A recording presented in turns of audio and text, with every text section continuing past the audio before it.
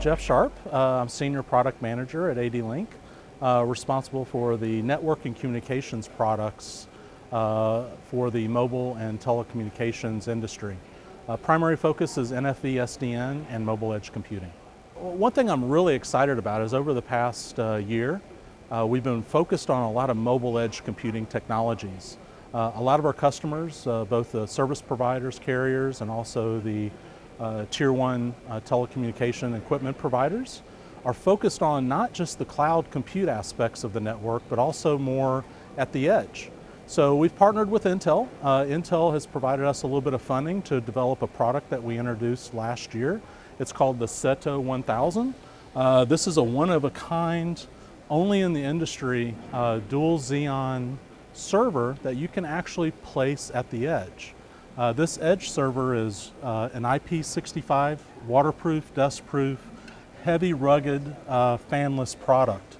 And the benefits of this is you can put multiple applications at the radio tower itself or anywhere between the central office and the end customer's premise.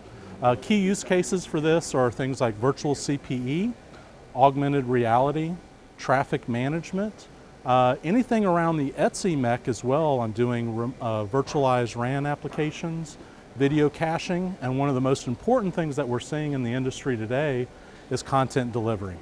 Some of the key aspects of this product is it supports two dual Xeon based processors. These aren't your Atom based processors. This is really a rack mount server that you can put outside. We have 10 gig ports, SFP, SFP+. We have 1 gig ports.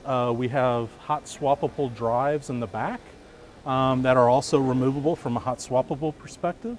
We have another version of this product that the actual drives are inside, and because a lot of times this is put in between the EPC and the eNode B, you have to have an optical bypass. So we've also added an optical bypass solution, and that product is called the Seto 1010.